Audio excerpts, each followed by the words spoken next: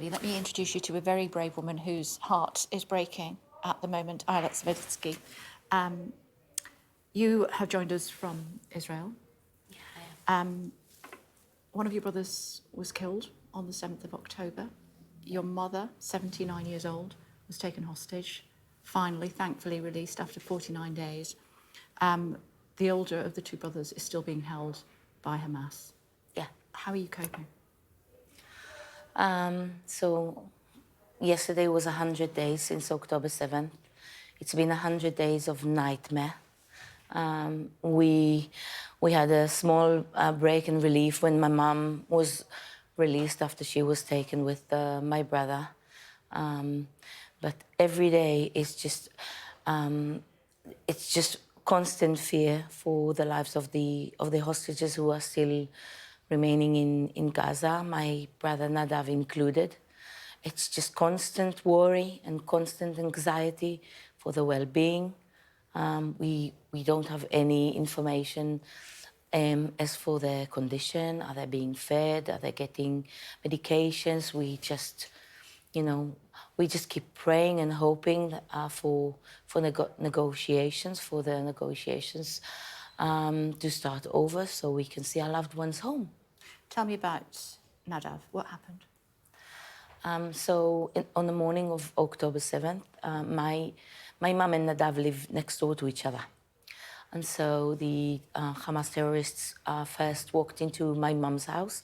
And you heard them? I was on the phone with her and I heard them come in.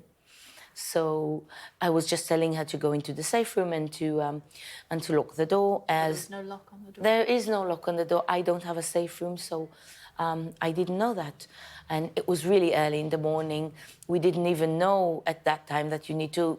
Later we heard of people who were holding the door for hours, but it was just after 8 in the morning. We still didn't know.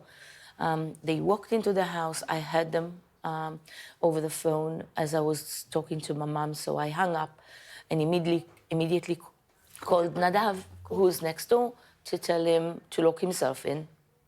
And then a few seconds later, I heard them at his house. The same voices? The same voices. So I realized what had happened.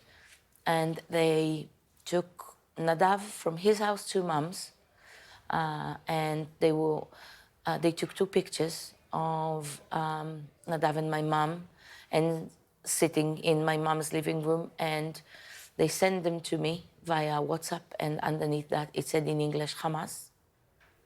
And the 3rd picture they uploaded to my mum's Facebook story. That picture shows a Hamas militant in the corner with a gun. And that was the last I heard of them that day, well, until my mum's release. Mum was held for 49 days. She was. Your brother's still being held. When she was released, what did she tell you about her ordeal? So what we can tell is that my mum was held in the tunnels for her entire captivity. She was held underground, given very little food. She's lost more than 10% of her weight. My mum is diabetic. She didn't get insulin or medications for her blood pressure or anything like that. So we had to help stabilize her medical situation. When she came back, she was very weak. How is she coping mentally? That's the hard part. The emotional and physically, we can help her recover and get stronger. She does physiotherapy and everything, but emotionally, it's still a nightmare.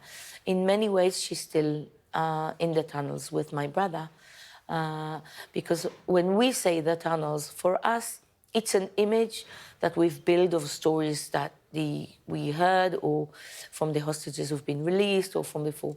For my mom, it's a reality that she's lived. It's the smells, it's the hunger, it's the fear. You know, your hands, your life at the hands of other, who will decide whether you live or you die. So, and my brother is still there.